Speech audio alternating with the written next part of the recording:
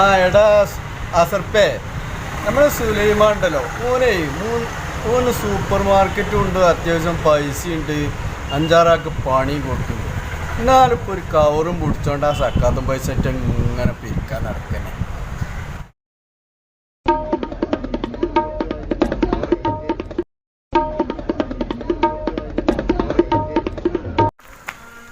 അസ്സലാമു അലൈക്കും.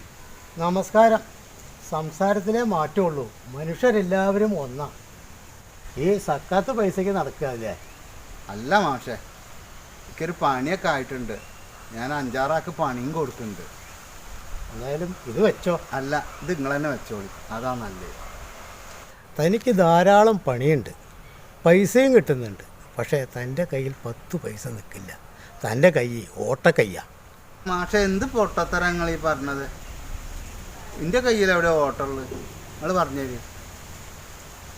ആ ശരിയാണല്ലോ. എടോ പൊട്ടാ, ഞാൻ അതല്ല പറഞ്ഞത്, ഞാനൊരു ഉപമ പറഞ്ഞതാ. ഇനി അതിൽ വരെ തോന്നിക്കോ.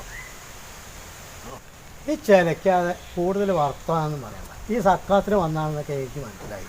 ഈ പൈസ പിടിച്ചാൽ ഇതൊന്ന് പിടിച്ചാൽ ഈ ഒരു സൂപ്പർ മാർക്കറ്റും കോപ്പും ആ പൈസ പിടിച്ചാൽ വെച്ചോ. എടാ, ഒരാൾ സക്കാത്ത പൈസ തരുമ്പോൾ അത് വളരെ സന്തോഷപൂർവ്വം വാങ്ങണം. അതാണ് ചെയ്യേണ്ടത്. അല്ലാതെ അത് തിരിച്ച് തരികയല്ല വേണ്ടത്. അല്ല, 600 രൂപ തന്നിട്ടും തൻ്റെ മുഖത്തിൽ തെളിച്ചുമില്ലല്ലോ. എന്തു പറ്റി?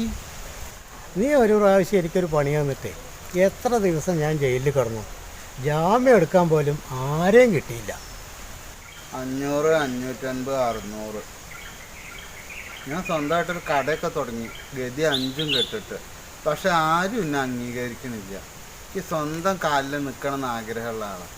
പക്ഷെ ആരും സമ്മതിക്കണില്ല. എന്താ ചെയ്യുക? 600 റുപ്യ തന്നു. 600 ആണെങ്കിൽ 600 പടച്ചോൻ തന്നതല്ലേ.